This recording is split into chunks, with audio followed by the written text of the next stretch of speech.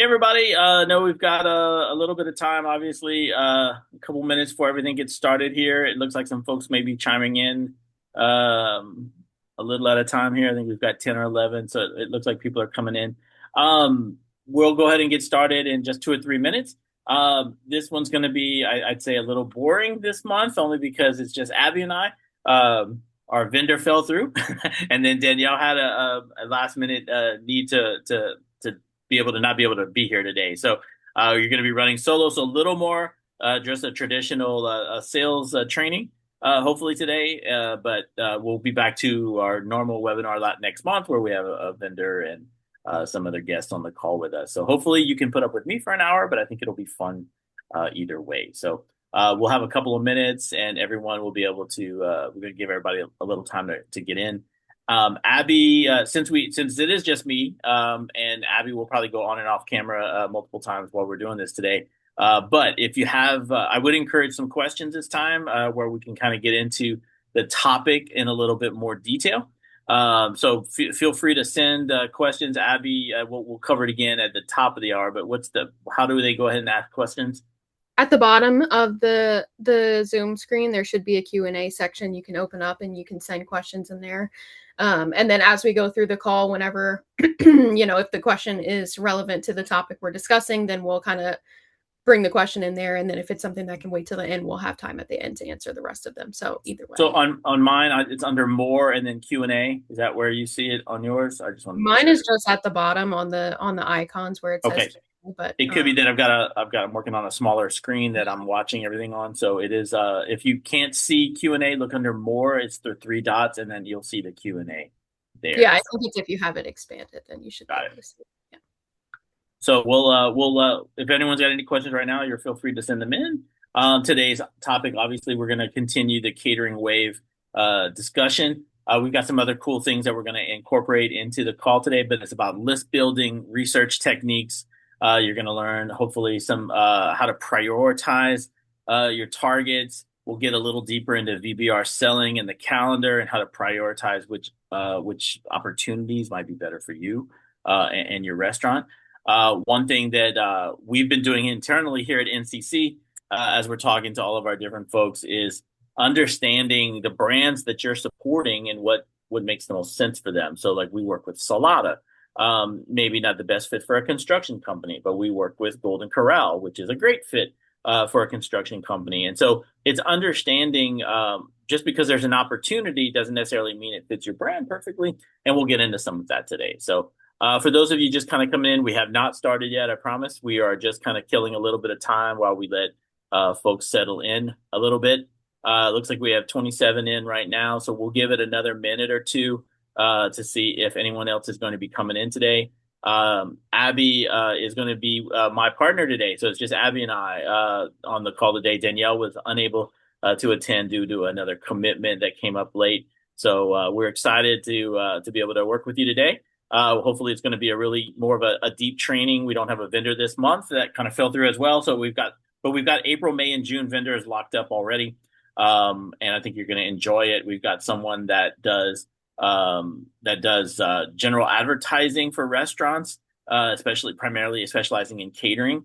That's going to be coming up here soon. We've got a packaging vendor that's going to be coming on next month, and I'm very excited for you guys to meet as well.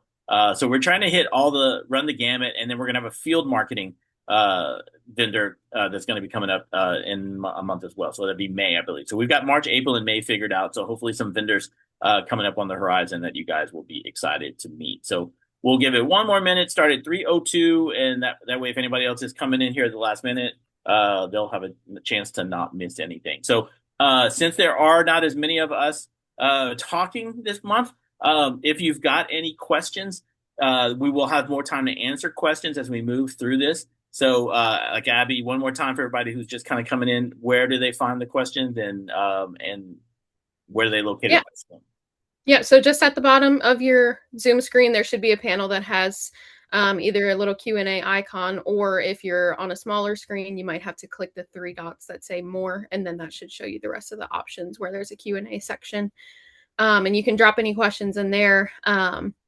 throughout the call, if the question is relevant to the topic that we're covering, then I'll we'll have those answered during the call. And then if it's something that can wait till the end, then we'll have time at the end as well to go through any other questions that we get. So All right, Abby, thank you so much. I was gonna have to be my partner today. So if I need somebody to talk to, she's the only one I'll be able to hear from. But thanks, Abby, for being there and then pay attention to those Q&A for us, and we'll bring them up. I told her she has total permission to interrupt me. First of all, thanks so much. It looks like we've got a nice group for attendees. I know February is hard. I know a lot of folks are taking vacations right now. So I really do appreciate you joining. This will be recorded and shared with everyone as always. One thing I'm excited to talk about today is hopefully some tips. We've got some catering sales managers on here, I know, but if you're a general manager or if you are a franchise owner or if you're a field marketing rep, maybe you don't have obviously 40 hours a week to dedicate to it. We want to talk about what it's like if you can dedicate 10 minutes a day. And so basically 50 minutes a week, right? A little under an hour to show you how you can really make some impact in your catering sales over time by following just a 10-minute targeting program. So this is part 2 of the Catering Wave series. One of the things that we did, if you weren't part of our series last year, we did the catering customer journey, where we did a different part of the catering discovery process all the way through commitment, experience, and then obviously post-order. For the Catering Wave model, what we wanted to do was go through a series of every 2 months of the year in our first 6 months of this year. We did January and February last month. We're going to cover March and April today. And as you've been a part of these before, you know that we work through obviously the concept of it being 6 to 8 weeks out. So when we talk about what you should be doing in March and April, it's really talking about your focus on May and June opportunities. And so we'll cover that as we move through today. As you see on the screen here, Ride the Wave, we're going to be talking about how to take advantage of your time even now, but through March and April to really maximize the appreciation season. As you can kind of see on the screen in front of you, you'll see that catering is consistently inconsistent, meaning that January always stinks, February is not much better, March starts to thaw a little bit. You'll see some activity. Then April really starts to take off, and then it crests in May, and then it comes down very quickly into June and early July, and then it gradually rises for the remainder of the year.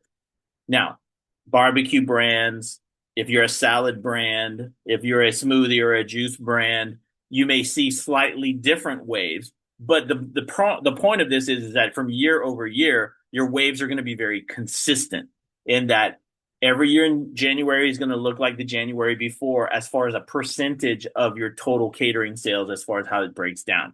So when you see these numbers here, 6% of your catering sales in March, you'll do 8% of your annual catering sales in April, 11 in May. It may tweak and be different slightly for yours, but as an industry, this is pretty accurate to what most brands are going to experience.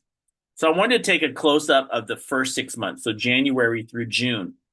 And obviously, you're here in this second week of February.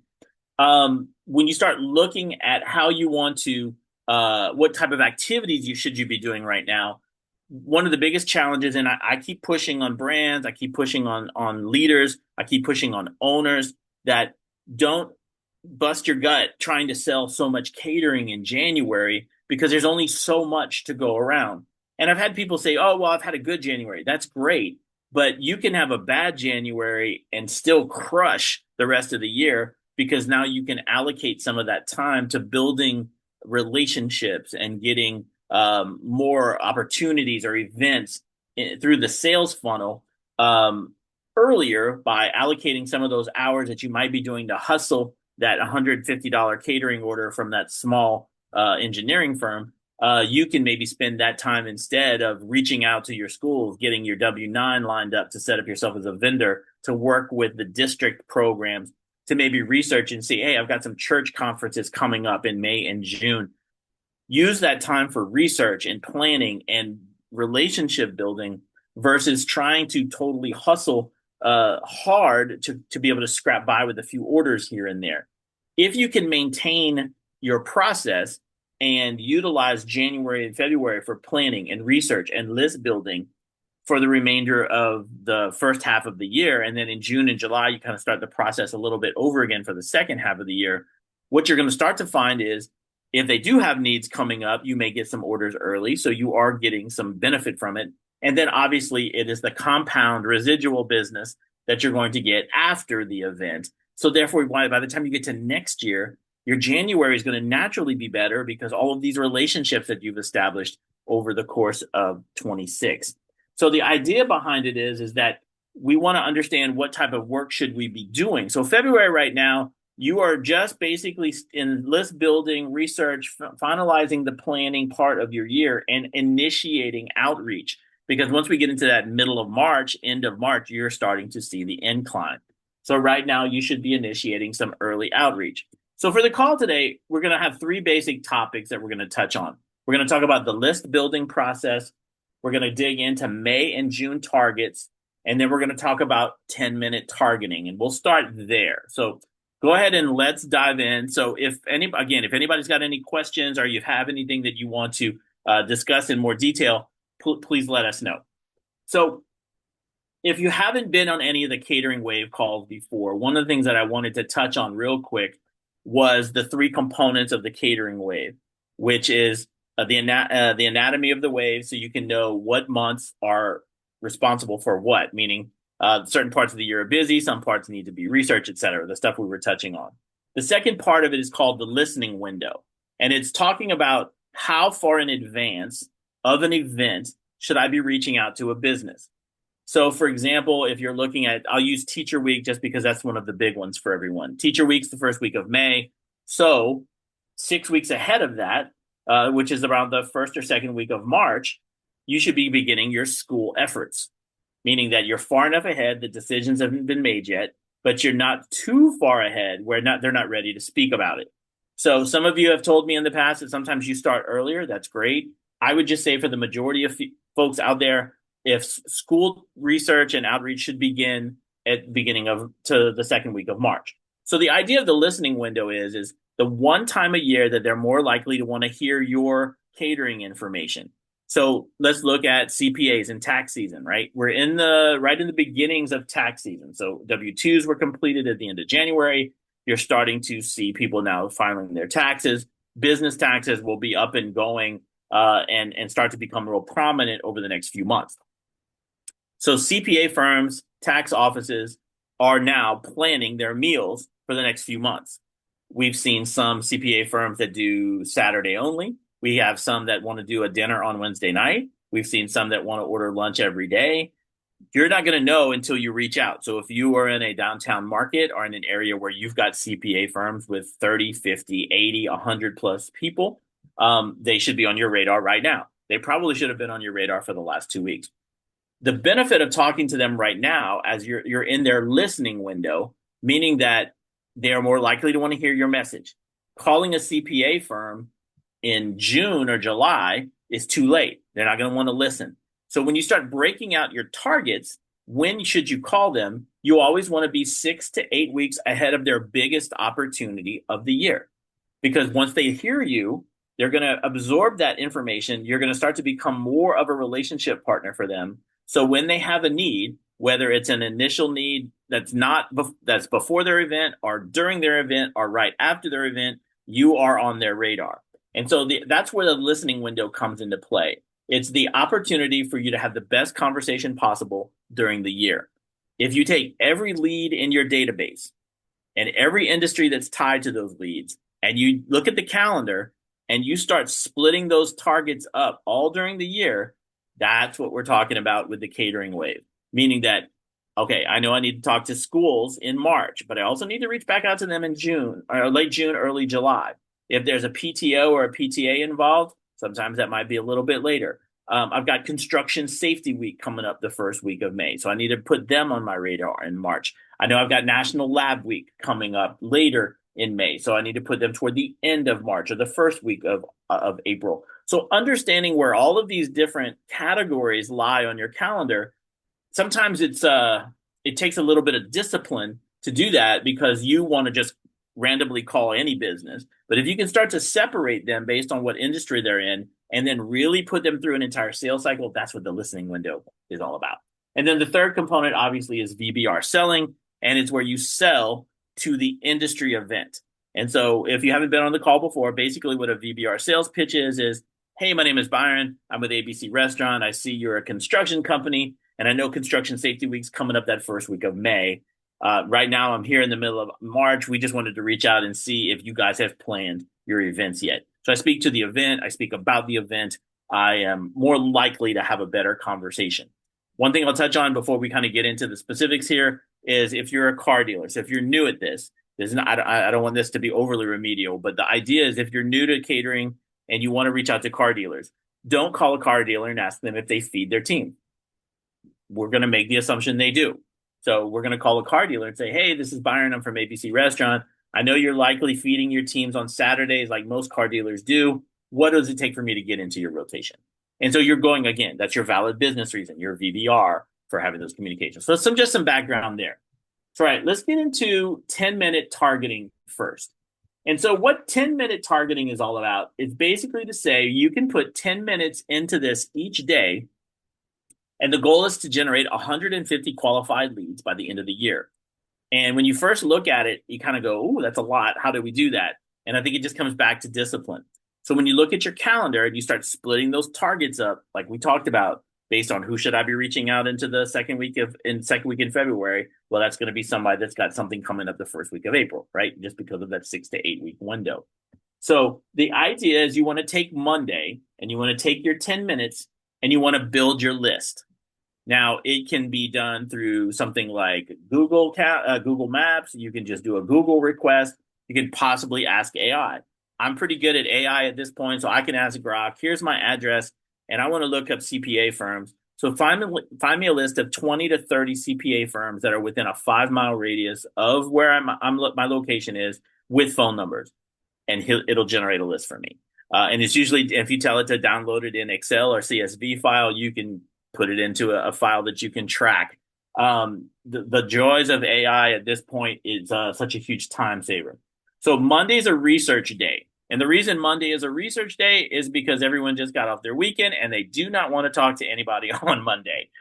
So usually Monday is for your purposes, for the 10-minute model should be your research day.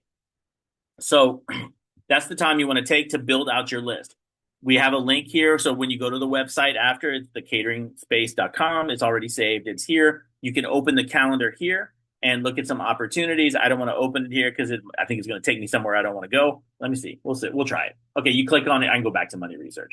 So yeah, you do have your calendar here. So right now in February, I want to look 6 weeks ahead into the first week of of April. And so then I want to see what opportunities are waiting for me there. So I can see Counseling Awareness Month. I can see some other opportunities. Let me sprinkle out here. I've got National Receptionist Day, which would be a really good one to reach out to. I've got National Dental Hygienist Week coming up. I've got Public Health Week coming up. So there's some things built into here that are going to tell me, okay, I've got an opportunity to be able to figure out what lead targets I want to go after. And so the calendar should be able to work with you on that. So you can go to the calendar and you can find your leads, your category, what industry you want to focus on. And then here's some tools on how to go to Google Maps. There's even a link to take you there, a Google search method with some prompt ideas that we've layered in here for you. Or you can just do AI. It says Chat, Perplexity, or Google Gemini. They all work fine. Claude, if you have Claude. I find I use Grok. For the most part, it does a really good job. I also use Lovable, which uses Claude, and I find that's really good as well. So what you want to do is find at least 10. But again, if AI is going to do it for you, I think you can probably get as many as 20 or 25, depending on what category you're choosing. So that takes you to the next piece. If there's not enough businesses with that initial VBR, that calendar event that you're looking at, pick a second calendar event and do the same thing. But try to use your 10 minutes and just build out a list. And that's all you have to do on Monday. So that's the goal. Monday, it should be a list building situation. And I think it may take you 12 or 15 minutes the first week, but I think eventually you can get to where it's only a 10-minute routine. So then Tuesday comes along, and this is where I'll tell you, if you feel like you don't have enough leads, do 5 minutes of calling, I don't know how many that might be for you. It depends on the event, depends on your speed, it depends on your comfort level. Traditionally, in 5 minutes, I can get anywhere from 4 to 7 dials in, depending on if I get someone, if I get a voicemail, if I reach a human, etc., and start working through my list. You'll see on here you've got a VBR built in. I'm calling because this is coming up in 6 weeks, and I want to know if you've scheduled your food yet. So you'll have some scripting dialogue that we've given you here. And then if you once you get through your 5 minutes, if you need more leads, then use the last 5 minutes for prospecting time to find more leads if you need. Use your VBR in every call. The reason that they should want to listen to you, and then ultimately your goal is to complete your list by the end of Tuesday. If you've completed it on Monday, then use all of that 10 minutes for call time.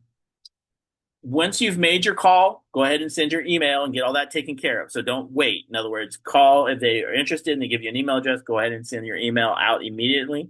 I would say have a template in place before you start calling that just can say, thanks for talking to me today about your event for construction week. We would love to work with you. By the way, here's my menu. Here's how to order on our website. And here's my phone number if you have any questions, and you send it. It doesn't have to be anything extravagant, just something that you can copy, paste, and send that ties into your event.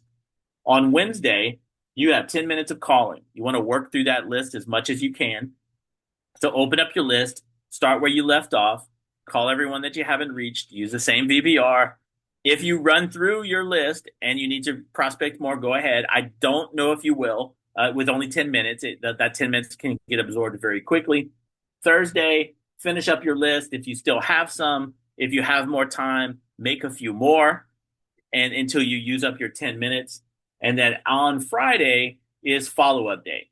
So that's where you're taking all the folks that you reached out to with the email. If they haven't responded back with a thank you, you send them another email just saying, hey, just wanted to make sure you received this okay and wanted to know if you had any questions. The goal, and then do callbacks if necessary. If you've got time left and you couldn't reach someone, call them again. If your leads fit a different category, you can shift them. But ideally, you don't want your leads to carry over to the next week because the next week you got a whole new group of leads to do based on a different event on the calendar. And so the idea for me is try to get as many 2025 on the list and then try to empty it. If you can't empty it, get as far as you can. What I don't want you to do is spend the first 3 days building your list and then you have Thursday and you don't finish it. The goal is, I've seen it happen before. People can get caught up down the black hole of research. And then next thing you know, they've spent all their time researching and they haven't made any calls. And so what you end up with is a scenario where I haven't accomplished anything. So it's almost better to have 10, call them. If you need 10 more, do some more research, then call them. But ideally, you want to get as many calls done as you can. People will ask me, what should my goal be? Right now, I think your goal is to get some under your belt. I think the goal is to qualify 3. And that's where you're capturing an email. You've learned how many people they feed. You've learned their budget. You've learned their frequency. And then if there's a specific event, you've got some details. If you can get that going, now they're in the pipeline. You've kind of followed up. You can make a note to yourself, I've got these 3. I need to follow up specifically or hand them off to someone if you want to. But the idea behind it is at the end of the week, you've got 3 people that you've qualified that are interested in what you're doing and have received your information via email and you followed up on them. If you can get 3 a week, that's going to max out to 150 over the course of the year. And you'd be surprised what that can do for your catering sales once you start to accomplish that many qualified leads. Ideally, what you want this to be is a weekly thing that you do not push away. And if you're going to be out, I would say hand it off to someone on your team and let them try. Because 10 minutes feels doable. It's only 2 to 2.5% of your work week. And again, can you get at least 10 or more companies contacted? Can you qualify at least 3 leads?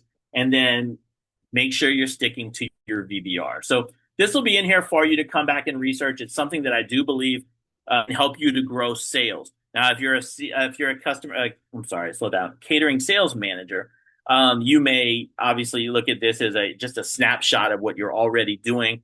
But if you're a general manager, if you are an owner, if you are a field marketing person, or if you're someone who's interested in doing more catering, you work in a restaurant, but you're interested in doing more, and you can offer to do this. I think if you find it interesting and you enjoy talking to others, it's a really great way if you don't have a catering sales manager to be able to drive some opportunities and ultimately some relationships. So, Abby, I guess I'll always defer at this point, if nothing else, to for my rest my throat a minute. If somebody has any questions, I don't see any now. So, okay, Yeah, we don't you're have any. keeping an eye on it for me, right? Yep, definitely. Oh, sounds good. Okay. So the goal here with the catering wave is to max out your opportunities in May. Now, appreciation season starts in April, right? Because you have admin week, you've got some other things that start to surface. You have some medical opportunities before you get to nurses week. There's hospital day, and I think there's some sort of assistance week, and then there's some specialty medical opportunities. And then you have paraprofessionals day, which is usually the first week of April, I believe. And then there's library week. So there's some other school ones that are coming up as well. So you get to practice on some of those early ones when your real goal is to max out feeding the staff for teacher week, or feeding all of the nursing staff or the entire staff at a hospital or a large medical facility or clinic. We've got to start building those relationships early. And so when we start looking at May and June opportunities in a minute, we'll talk through. So, but while we're here, schools, you want to know who obviously the principal is. You want to know who the main secretary is. I would say you want to know who the counselor is in a lot of situations, especially graduation is a big part of your business. You would want to know an athletic director if there's an athletic director at that school, especially on the high school level. If you're prioritizing schools, I would always tell you you're going to likely get more orders from elementary and middle schools than you will from high school, simply just out of sheer volume. I believe at some point we were doing research. There's 8 elementary schools, as many as 12 sometimes, that feed into a single high school. So these are not bigger orders. They're smaller, medium-sized orders, but they're easier to close. They're easier to sell because usually budgets are more realistic versus a 200 or 250 staff or more high school. So I would always say if you're prioritizing schools, I always went after elementary first, then I went to middle, and then I went to high schools last. I would also usually, if I knew that my public school system had funds available or a decent budget, I'd start with public schools and then go to private schools after. But again, for you, it's whatever makes the most sense.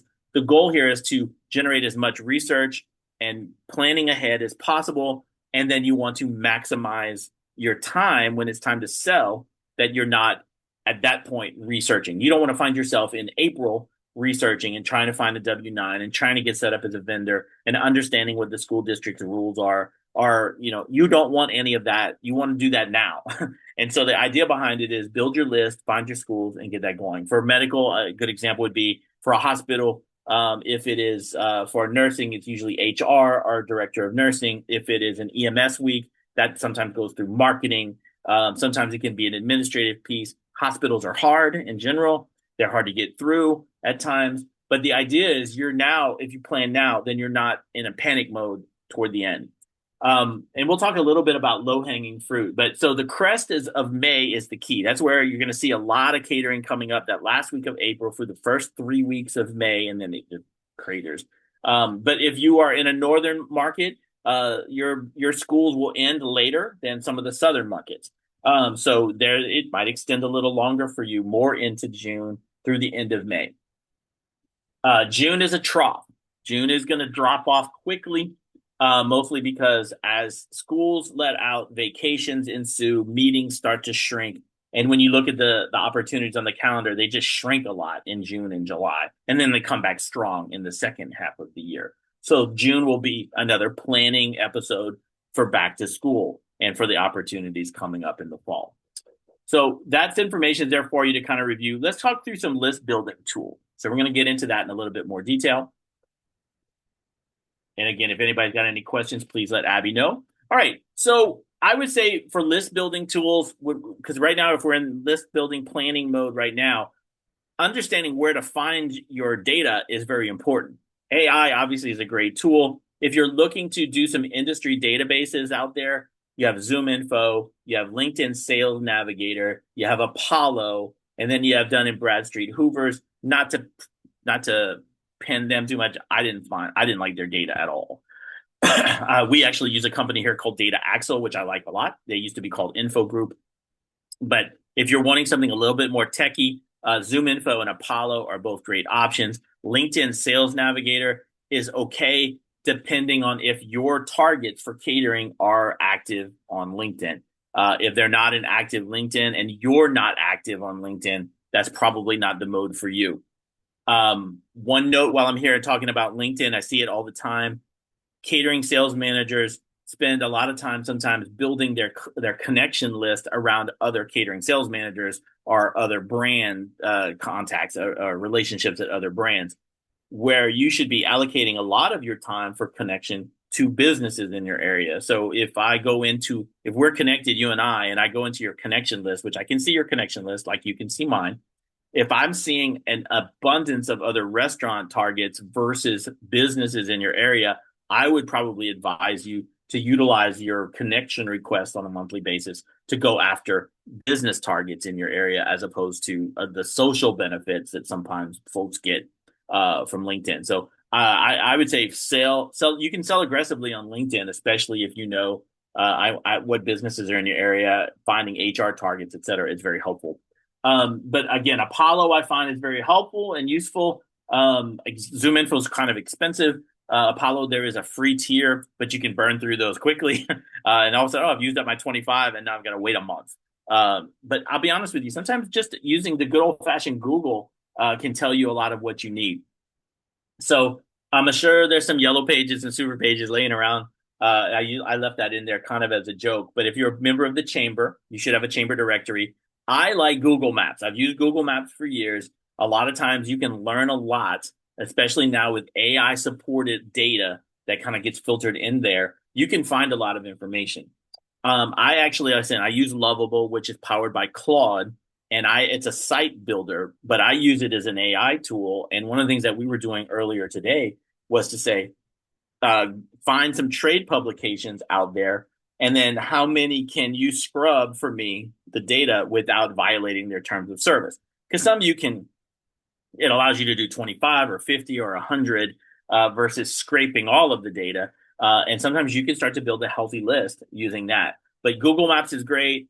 Yelp is okay. It's just hard to navigate and find the information you need. LinkedIn company searches, I would recommend. And again, Chamber. Manta, I used to use that 20 years ago. I'm not real sure it's very updated or accurate anymore. It tends to be a little bit more blue collar.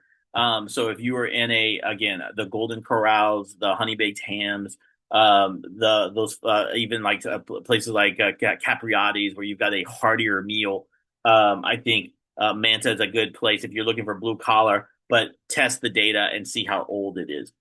Once you have found a place to do your research and get a database or get some leads generated, I would say if you have a CRM, this is great. We use one called Close. I think they even have as low as a $39 a month version, or maybe even 19. I've lost track a little bit about it. We have obviously an enterprise level program with them, but Close is very good because you can then rent a phone number from Twilio, do all your phone calls within the CRM, so everything's captured and recorded for you, and then you can also keep your notes and everything in one place. I would suggest a CRM if you can afford it.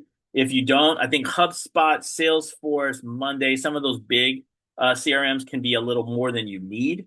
Sometimes your order technology, your monkeys, I know Cater Zen, some of those places will have a CRM built in, so that's fine a tool to use as well. Google Sheets works great. You can build in formulas, and I think now there's even AI code that you can get written through Grok or Chat that will allow you to tell you how to build out a template for you, so it has all the drop downs and things that you need if you get intimidated by some of that a little bit. I think Excel still works if you need to, but the idea behind it is find a place for you to put your leads so you can one track your activities as you're doing them and then measure your performance on the back end. So the essential list fields, obviously, you want to know the company info, company name, industry. Please track industry because everything we do with VBRs and the catering calendar is tied into an industry. So understanding their industry will help you to identify where to slot them over the course of the year.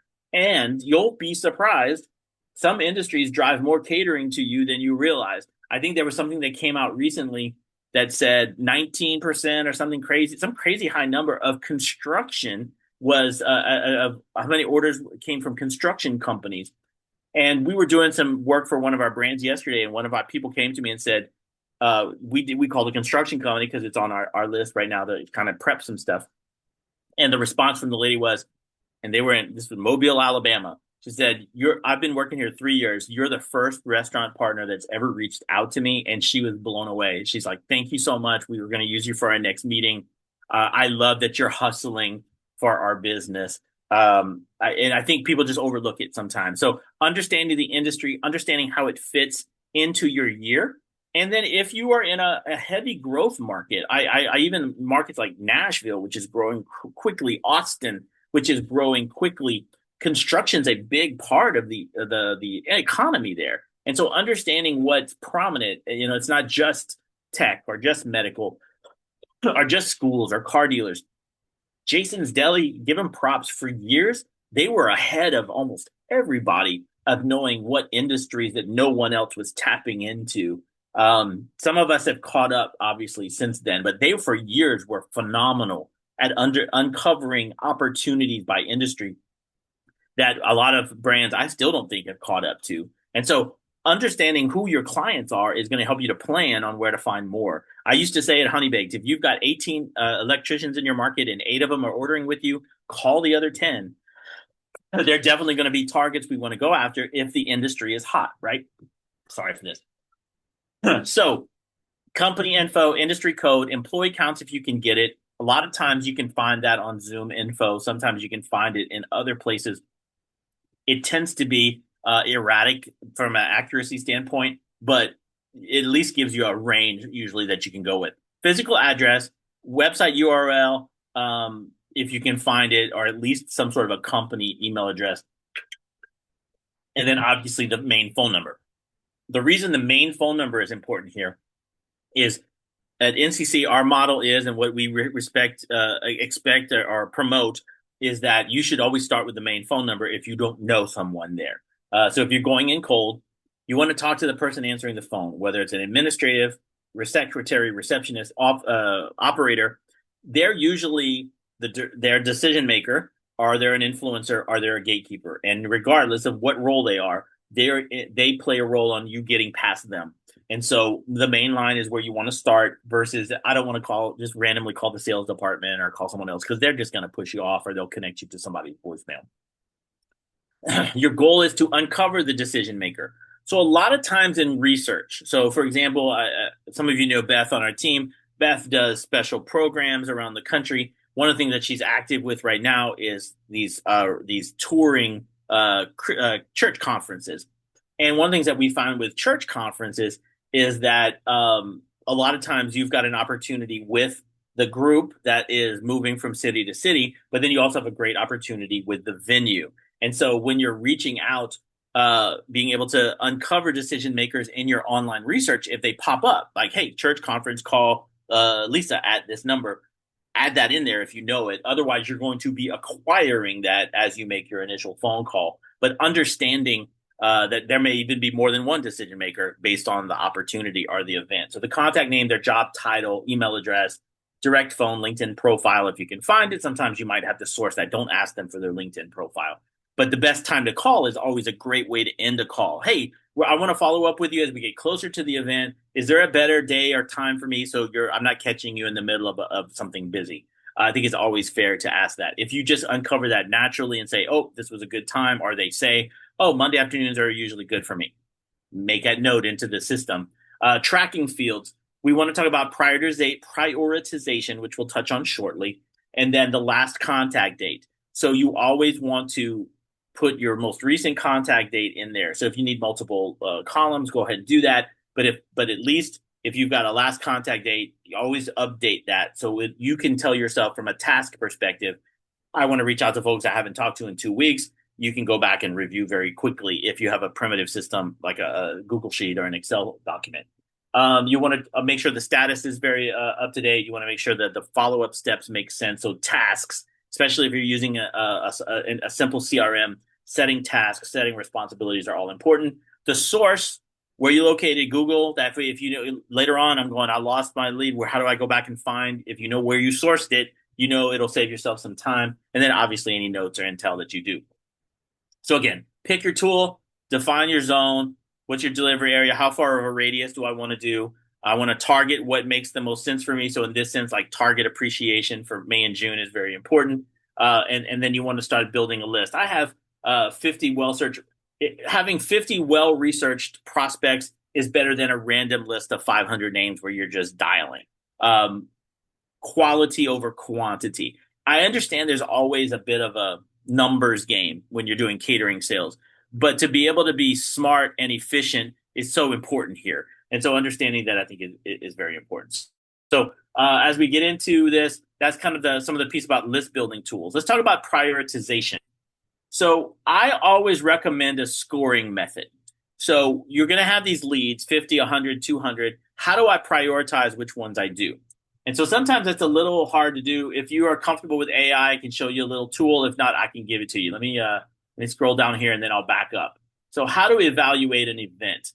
So size of the event, order size potential, and I can give it anywhere from a 1, 2, 3, 4, or 5, right? So if I have a larger event, ideally it should be a bit more of a priority for me. So you get the idea behind it. Where is the event taking place? If it's a hotel that has a restaurant or catering internally, that's going to be a low opportunity for me because usually it's done in-house. Now, it's not always, but it's a lower priority versus it's an event taking place in their own office or facility or some sort of a venue. So you'll see own office is a 5, venue without a restaurant is a 4, an outdoor or a public space might be 3, a venue with an exclusive caterer would be a 2, and then obviously a hotel with catering would be a 1. You still can possibly become a vendor on their list, but maybe not fast enough for the event. Is this a one-time event or is this possibly a high frequency opportunity? Do I have access to the decision maker? And then you come up with a score. 16 to 20 are going to be your A leads. 10 to 15 will be your B leads. C level would be your small ones, your 4 to 9 scores. So the idea behind it is to kind of grade them out and to give yourself a priority. So let me back up a little bit to the top. Sorry if you're having any movement issues. So basically your high level is your A targets. These are going to be places that if you can visit, great. Can you do sample drops if possible and do more customized proposals? There's a little bit more urgency involved. You have a lot of information at your disposal. And these are the ones you really want to put through a complete sales cycle. If they're B level, maybe I do phone calls instead of visits. Maybe I do email sequencing programs or workflows instead. And then maybe I just send more of a traditional proposal versus something custom. And then for my C level, if I get to them, if I run out of my A's and B's, then I might do more copy paste automated emails, maybe just a generic social media ping if I can, or maybe I'm just keeping them warm in case I run out, right? So ABC works for catering sales because time is your scarcest resource. If you have more than one location, if you are a national catering salesperson and you've got 10, 20, 50, 100 locations you're supporting, there's not enough time. Even if you started a year ago, you wouldn't have enough time to do every location. So trying to find ways to make yourself efficient and then prioritize your ABCs so your best opportunities are getting the bulk of your attention before you run out of time. It prevents the busy but broke. So chasing every lead means you close small orders and maybe not giving the big ones enough time. Not to say we don't want the small orders, but sometimes those little ones can take a lot of your time. There's a lot of back and forth. Sometimes that person is more demanding than the big ones. So understanding how to allocate your time before you get swallowed up in order taking or nonstop back and forth communication, yet this big opportunity that might have been a little low maintenance moved by you and went to your competitor. It's something that's simple and repeatable. So you just score the 4 things, you move on. So it's something that can be done very quickly. And then your C prospect levels might graduate if you uncover more information. So some interesting information there. And then it breaks down the ABC framework in a little bit more detail. They tend to be larger orders. There's a clear decision maker or somebody that I can identify. There may be some recurring opportunities here if there's something that happens annually or seasonally. A good example would be, and I'm going to butcher this, I think Home Depot in April has something called sharing success that their Home Depot locations participate in. And they're usually bringing in meals for those. And those tend to be anywhere from 40, 50 to 70 or more. I can hear my people screaming saying, don't share our secrets. But that's a really cool one. It happens twice a year, usually in the spring and the fall. I think the week moves a little bit. If somebody knows someone from Home Depot, you can let us know. But the idea is it's a recurring A-level type opportunity. And so it's under identifying where those are and making sure that they get your priority time. Then B would be if you run out of your A leads, you have time to do more of your B leads. They tend to be smaller. They may have some nice frequency behind them, but the idea behind it is that they're going to be good. They're not quite high maintenance. They're probably somewhere in the middle. So examples, they have small medical offices, boutique law firms, local bank branches, individual dental practices, etc. So again, if dentist is one of those areas you feel passionate about and you want to go after, right now is the time because you have a dental assistant week and hygienist week coming up in the next 2 months. So again, going back. So prioritize your A, B's, and C's as you get them. And then here's the scoring method.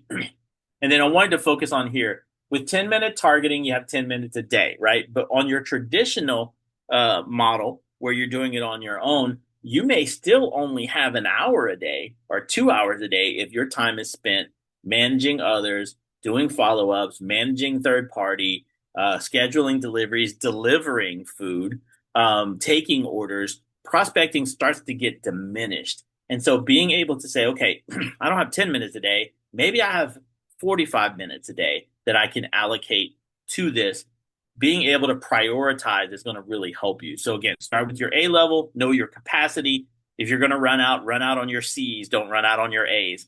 Reevaluate monthly. If a C-level prospect is something that's carrying over, do they qualify for the next month or whatever you do? And then track your conversions. I know we touched on it a little bit earlier.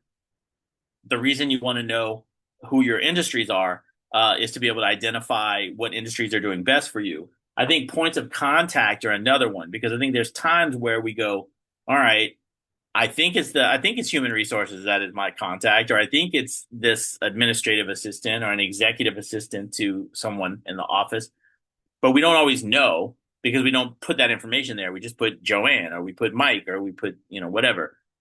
Whereas if you can start to identify what position they have, you can start to see trends emerge as well. And if you start getting really good with AI, you can take that Google sheet and have it analyze and say, okay, break down by industry, who are my biggest clients, break down by position, who are my points of contact should be, and where is my sweet spot for number of employees. You can start to have it analyze that data, but the data's got to be good on the front end.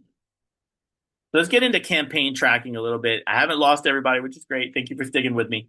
I know it's boring to hear me just talk by myself for an hour. If you have any questions or anything, again, we know that's available. Abby, I'm assuming that means nothing still, right? Yep, we're good for now. All right. I'm gonna make sure you're there with me too. So, and I'm not just talking to a blank screen at this point. So campaign tracking. Why track your campaigns? Sometimes we kind of get into the idea that tracking takes too much time. So therefore, I don't want to spend it doing that. I'm just going to call, and then I've got a list, and it's on my piece of paper, and I've got a paper that looks like this, and I'm calling one business at a time, and I'm not tracking anything. I'm not keeping, what happens is next year you start all over again. Whereas if you can track it and see what your efforts are, see what's working, what's not, but you also maintain a list. You're starting when you get into next year, which you'll get here faster than you probably realize. The list is ready to go for you, and it just needs some adjustments versus trying to build it out the following year. So most caterers spray and pray, sending outreach without knowing what actually generates orders. Tracking transforms guesswork into strategy. So what VBRs worked for you, which ones didn't, what industries worked best, which ones didn't. Being able to track and focus your efforts on what worked allows you to, again, double down on what works the following year and stop wasting time on what doesn't. Sometimes you may think a certain industry is good for you, and then come to the end of the situation, you're kind of going, oh, wow, that didn't really work at all. I'll give you a lesson learned here. We do a lot with university athletics across all of our brands. But last year at spring break in Florida, there are these events that come through in the Tampa, Orlando, Clearwater area. And there will be 200 and 300 college teams that come into these markets for 5, 7, as many as 10 days sometimes. And they play these round robins where they're constantly playing games. And it allows them to come in during spring break and pick up 6, 8, 10 games that give their teams experience, help them to kind of develop the closeness and chemistry on the teams, et cetera. So we did a lot of work. We researched like 300, found points of contact, did major outreach. And at the end of the day, we would generate like 2 or 3 orders. What we found out later was most of these teams are going on Verbo. They're renting a house for 20 people. They go grocery shopping. They bring the food in, and they're just cooking every day. And so what we thought was, it's a traveling athletics team. Like if Ole Miss's baseball team is going to Austin to play Texas, they're going to need food. They do. For this scenario, it didn't. And we put a lot of time into it. So we learned our lesson. This year, we're not going after that again, and we are focusing on something different. So understanding what works, what doesn't, and then tweaking what you're doing over time is very helpful. And it allows you to get better at it. It also helps you to prove out your ROI. If you are an owner and you have a catering salesperson, being able to help understand the volume that they're doing. Are they talking to the right folks? Are they having the right conversations? Are they calling people at the right time of year? All of those little things can kind of help you to evaluate whether you're getting a return. If it does feel like a month after month spray and pray approach, chances are eventually the growth is not going to come because they're limited to how much time they have to call and their efforts are disorganized. If you're a catering sales manager and you find yourself spinning your wheels at times, hopefully some of this will help you to kind of refocus and get yourself organized. So then you can start to feel like, okay, I'm on top of this now. Because I can tell you, working with CSMs, I used to do sales myself as a general manager many moons ago. It's easy to get overwhelmed. It's easy to drown in it if you don't have a system.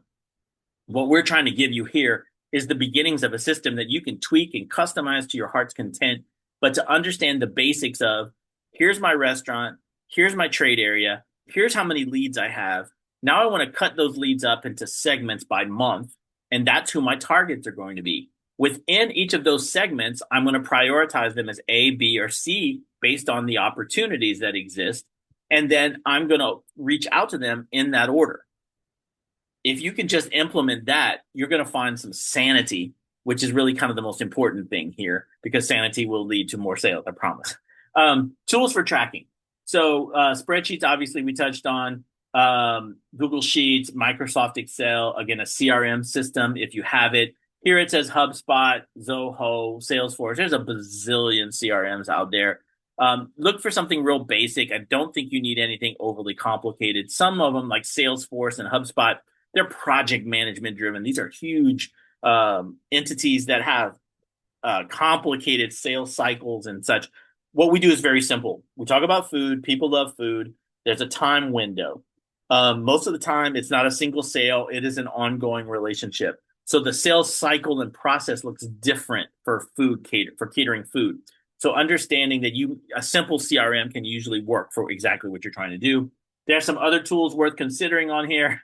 I love it. Did a paper and pen and a notebook, right? We suggest that.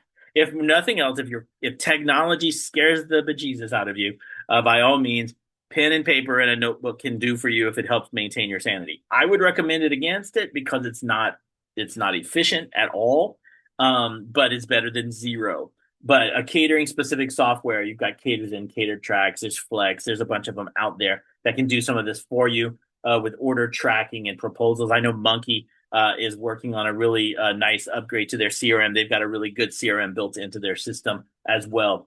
Google Calendar and tasks are definitely something you should use. Every call, schedule your 10 minutes a day. If you have to do 15, so you can get 10 minutes in there, schedule it. If you're going to do visits, if you're going to do certain types of businesses, schedule it, put it into your calendar so it gives you some structure and discipline. So it's a really good tool. Again, the very best tool is the one you actually use. So don't overinvest in something complicated that's going to be overwhelming or intimidating for you, and you find yourself not using it to any certain degree. Key metrics to track: calls made, because we want to know, ultimately you want to see growth as you continue to do this. Again, if you have not done calls before, you're going to be awkward. You're going to try to find your wording. You're going to stumble. You're going to have mush mouth. Your lips are going to feel big. All those things that are uncomfortable and awkward at the beginning will get better as the more you do it. Having a VBR, having a couple of points scripted, having 4 or 5 bullet points of here's what I want to know before I'm done with the call will all help speed you up over time. So tracking your call volume is going to help you to identify your speed, but also your ability. It means you're getting better at it the more calls you do. The more, if you're working into a CRM, the time in between calls may start off being large as you're typing in notes or you're sending an email. You should start to see the time between calls start to shrink as well, which will allow you to then make more calls. How many emails did you send? This is going to give you direct understanding of how many of my calls turned into an email. So it'll help you to measure your efficiency. It's going to help measure your quality of your calls. Are you capturing more? It'll also start to help you identify what targets are doing better for you, what industries are generating more emails, et cetera. So capturing those along the way and then being able to identify what industries were the focus of that is always very helpful. Site visits take time, but they're very effective. And I don't know if I've had this conversation recently. There's multiple ways to reach out to folks, right? We basically have 4. You have in-person visits, you have email, you have phone, and then you have social media, which is primarily LinkedIn or something similar where you can reach out to folks. Your most effective is face-to-face. It's the least productive because you can only do so many. I used to be able to try to do 20 visits in 2 hours if I was just cold visiting. If you've got a site visit and you have a specific event where you're going to have a longer conversation, you may only be able to do 3 an hour, maybe 2 an hour. And so it's not productive. So you want to track those and then give yourself a goal. I want to do 1 a week. I want to do 5 a month, whatever it might be. And then have a goal and then see if you reach it. And then contacts reach. So decision makers you actually spoke with. So that means, how did you navigate the sales cycle? Could you get past the gatekeeper? Was the decision maker the person that you wanted to reach when you first called? Some things as simple as don't call at lunchtime. Don't call at 8 a.m. Don't call at 4 p.m. Don't call on Mondays. Don't do Friday after lunch. You can then start to shape your ability to reach someone and get better information and reach your contact. So again, tracking those on a weekly basis or a monthly basis can be very helpful to help you analyze where I've got some struggles. Response metrics, I think, are always very good. It helps you to know what industries are working best, and it'll start to help you grow over time as well. And then obviously outcome metrics you want to track as well. So it can be done through a simple Google sheet of some kind where you're tracking, and then set your campaigns up. When we talk about cutting the calendar into segments, you've got different priorities on a weekly basis. Hey, my focus this week is hygienist and dental week. Then I'm going to focus on medical labs. Then I'm going to focus on, whatever it is, schools, whatever it might be. And schools may be 2 or 3 weeks of it. But being able to identify what the eventual target is, and then how many contacts did I have? How many did I reach? How many quotes did I send? How many did I win? You'll start to get a sense for which one was more productive. And then next year you're going, hey, you know what? I'm not doing Lawyer Wellbeing Week because I didn't get anything out of it. So we're going to pivot and refocus something different. So understanding your results, I think, are very important. So what worked? What didn't work? What do I need to change? And then what do I want to remember? Put it down. You will not remember it. You think you'll remember it a year later. You won't. You might not remember it 2 weeks later. So anything that you want to remember that's for the future, or either later that year or next year, make a note into your system. And then again, if you're getting comfortable with AI, you can say, scan my notes, store this for me, and then have it available for you to kind of engage with on an ongoing basis, or at least revisit the later year. So year over year tracking, I think, is very important. Obviously, you want to track your sales, but you want to track your activities. Usually you're going to see a 6 to 8 week lag. So from the time you do your activities, you should start to see some results within 6 to 8 weeks. So if none of you have done 10-minute targeting before and you start Monday, and you do it for 3 or 4 weeks, you're not going to see anything right away. But in 6 to 8 weeks, you should start to see. I've got more quotes going out all of a sudden. I got people calling me back. You're going to start to see some results. So patience is important. I will tell you, for if you are an owner and you've hired a catering sales manager, want to watch the metrics, you want to see the progression, but don't expect cash register results for 6 to 8 weeks at the minimum. And then when they start, they're going to start slow, and then they will grow over time. It's like anything else. It's row your boat. You stack leads as you go week after week. If you start calling 10 to 15 businesses a week, after two months, you've got about 100 to 120 businesses now that have been reached. And if you qualify 15% of those, I've got now 18 to 20 emails that I've sent out that I've got now in a sales cycle. Your business is going to grow. It's just a matter of having some patience and being consistent, and then ultimately trusting in the process. So what I want to talk about for the next 10 or 15 minutes is getting into who are your competitors ignoring. I think that's very important, because I'll give you an example. Everyone's going after Teacher Week. Everyone's going after Nurses Week. Teacher Week is probably the number one for most brands. Nurses Week is going to be a strong number two. If you are in a Mexican concept, Cinco de Mayo obviously is going to be huge for you. Graduation is in that window. But there's some other things that your competitors are going to ignore. So what you want to do is look for events, and we'll use May as an example. You have Construction Safety Week. You have Lawyer Wellbeing Week. You have EMS EMT Week. You have some other things kind of surfacing later in the month that if you can start now, build relationships, have some good conversations, you can really close a lot of business that your competitors are ignoring because everyone's battling. It's like everyone battling for Black Friday. Everyone's battling for Teacher Week. It's one of those things. I'm not saying don't go after it. By all means, go after it. There's too much opportunity to ignore it. But what you may want to focus on is where can I get some good bang for my buck? So when you go after what everybody else is going for, you have a lower win rate because we're splitting the pie, right? We're splitting the pie too much. Where are those areas that you can really hyper focus on?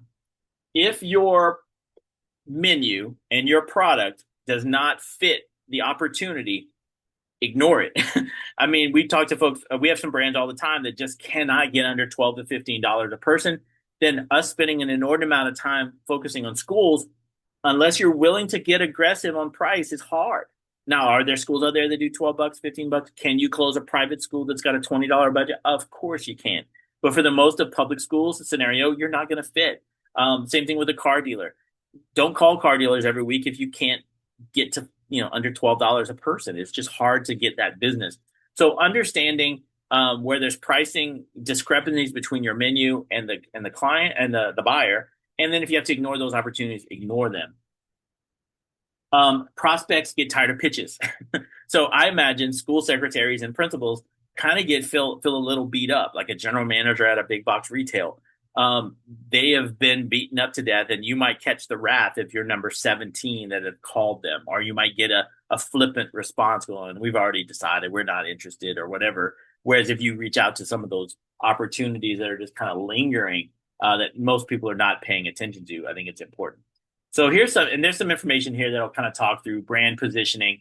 Who is my ideal customer? Am I blue collar? Am I white collar? What's my per person price point? And then what industries fit that? Does my menu favor individual meals or buffet style spreads? And then if I need a construction company, they're going to need individual meals. It's just how it is. Schools are going to probably need individual meals because they're not feeding 100 people at one place in a small teacher lounge. They want boxes that can be distributed, etc.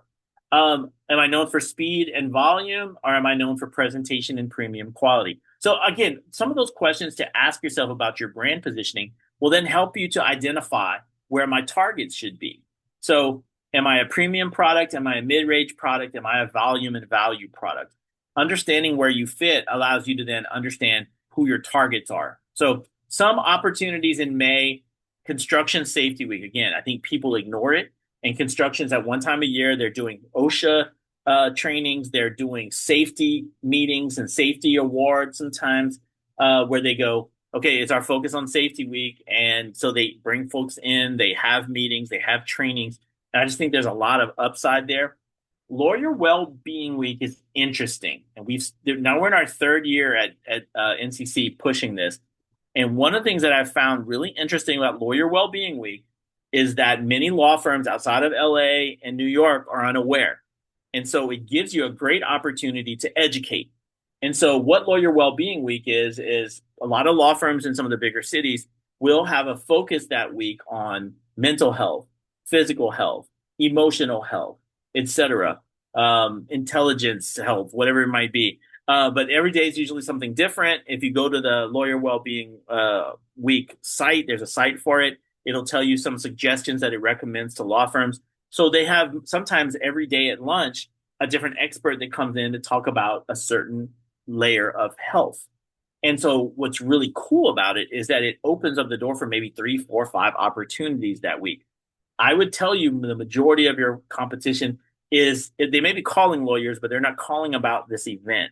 And so do some research, look up Lawyer Wellbeing Week, find some data, talk to some folks, educate yourself onto what other law firms are doing. And now you become an expert.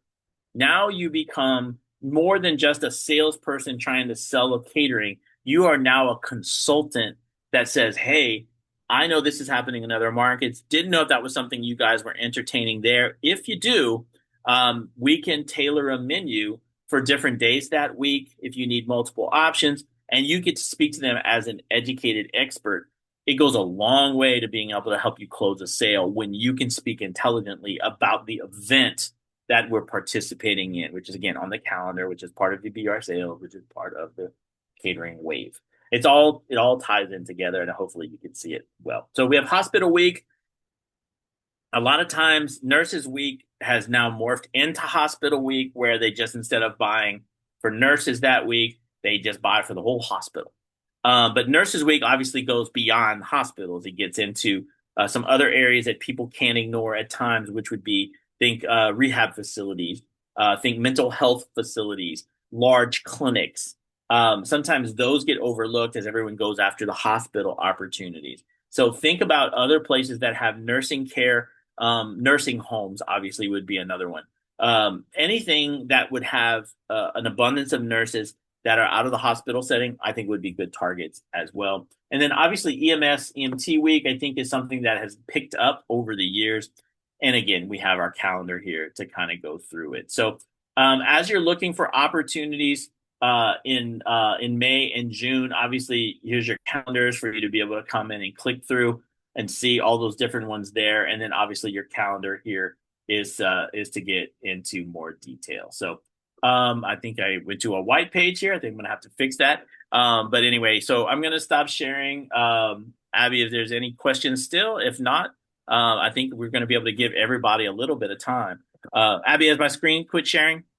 No, we're still just seeing the white screen. Okay, I'm gonna so that's unusual. All right, stop sharing and see if that works. All There we right. go. So now it's just me. Yep. So thank you everybody for the opportunity. When I don't have anyone to branch off with, I think I ended up a little short. This is the fastest one I've done, which is 10 minutes early. So thank you for the opportunity. We're gonna go ahead and send this recording out along with the site, and you have your catering calendar that'll be there for you as well. And then again, if there's anything you need, please just let me know. Thank you for the opportunity to continue to do these with you. We're going to have a regular webinar next month where it's not just me talking for an hour, where we're going to cover the next couple of months, and we're excited to have a really cool vendor, and then Danielle will be back as well. So, all righty. Well, we have a question, Abby. What's it? It's just thank you. Oh, thank you. Well, you're welcome, Laura. I appreciate it. We'll send the recording out. If there's anything you need or you want a little bit more of a deep dive, you can always email me. It's Byron at the nccgroup.com. Always happy to help. You can always reach out to me on LinkedIn with a message as well. We just want to help. We want to give back to the community, and thanks you guys for participating. If there's anything at all, just let us know. All the best. Bye. Thanks, everyone.